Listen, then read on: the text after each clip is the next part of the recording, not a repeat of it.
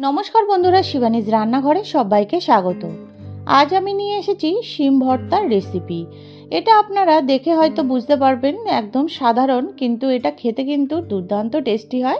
एभाবে एकबार करेई देखबेन बंधुरा। रेसिपिटा जोदि भालो लागे अवश्यई एकटा लाइक करबेन।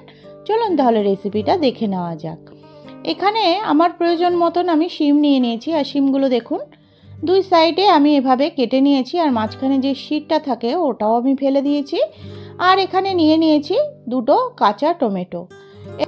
এই টমেটোগুলো কিন্তু ভালোই টক হয়, আপনারা চাইলে এখানে পাকা টমেটোও ব্যবহার করতে পারেন।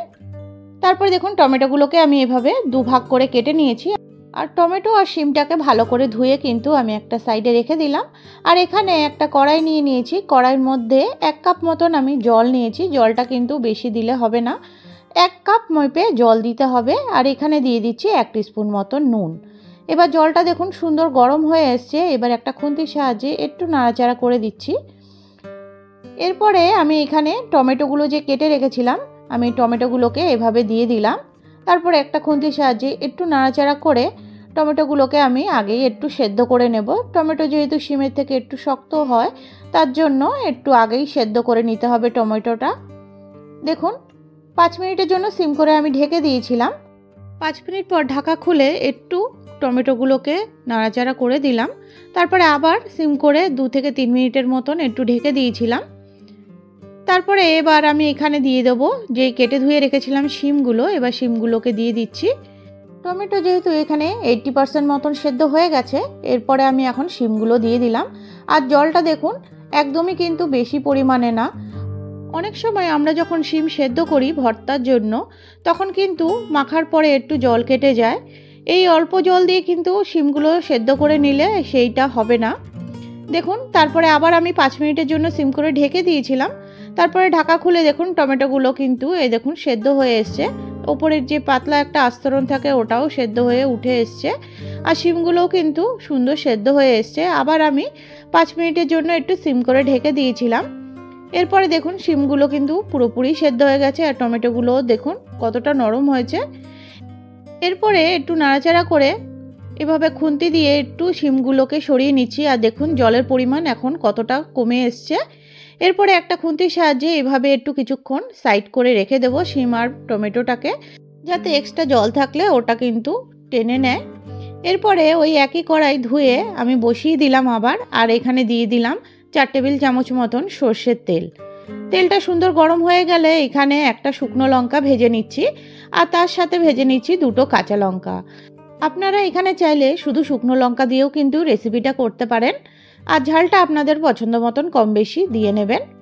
আমি এখানে কাঁচা লঙ্কা আর শুকনো লঙ্কা দিয়েই কিন্তু এটা করছি। তারপর দেখুন লঙ্কাগুলো ভাজা করে তুলে নিলাম। আর এখানে একটা বড় সাইজের পেঁয়াজ এভাবে একটু স্লাইস করে কেটে নিয়েছিলাম, ওটাই দিয়ে দিলাম। পেঁয়াজগুলোকে কিন্তু আমি হালকা রং একটু চেঞ্জ হবে তারপরেই কিন্তু তুলে নেব, এটা একদম বেরেস্তা মতন করে নেব না। দেখুন পেঁয়াজগুলো তেলের মধ্যে দিয়ে এভাবে নাড়াচাড়া করে আমি হালকা একটু কালার চেঞ্জ হয়ে গেলেই কিন্তু তুলে নেব। এরপরে এখানে দেখুন পেঁয়াজটা কিন্তু সুন্দর ভাজা হয়ে গেছে। এবার আমি পেঁয়াজটাকে একটা প্লেটে তুলে নিচ্ছি।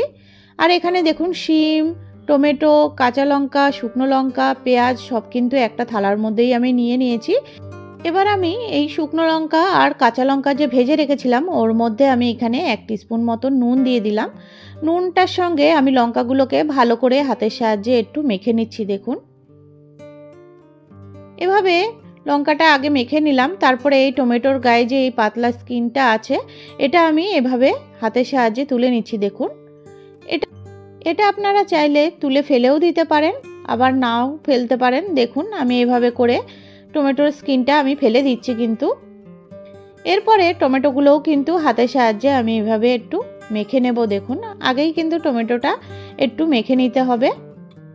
দেখুন টমেটোটাও সুন্দর মাখা হয়ে গেল। এরপরে যে শিমগুলো রেখেছিলাম সেদ্ধ করে এবার শিমটাও একটু মেখে নিচ্ছি দেখুন হাতের সাহায্যে। আমার রেসিপিগুলো যদি আপনাদের ভালো লেগে থাকে প্লিজ চ্যানেলটিকে সাবস্ক্রাইব করার অনুরোধ রইল। আর যারা সাবস্ক্রাইব করে রেখেছেন তাদেরকে অসংখ্য ধন্যবাদ। দেখুন শিমগুলোও কিন্তু ভালোভাবে আমি এখানে ম্যাশ করে নিয়েছি। তারপরে এবার টমেটো, শিম, পেঁয়াজ সব একসঙ্গে এভাবে মেখে নিচ্ছি। দেখুন যেভাবে আমরা ভর্তা রেডি করি সেভাবেই আমি কিন্তু এটা রেডি করছি। আর এখানে আপনারা চাইলে আলু সেদ্ধও কিন্তু ব্যবহার করতে পারেন, তাহলে অনেকটাই আঠালো হবে। আর এখানে দিয়ে দিচ্ছি 2 টেবিল চামচ মতন কাঁচা সর্ষের তেল। এভাবে করে অবশ্যই একবার দেখবেন বন্ধুরা। আর দেখুন অল্প একটু জল দিয়ে সেদ্ধ করেছিলাম বলে কতটা আঠালো হয়েছে দেখুন শিম ভর্তার রেসিপিটা, এটা আপনারা দেখেই বুঝে যাবেন।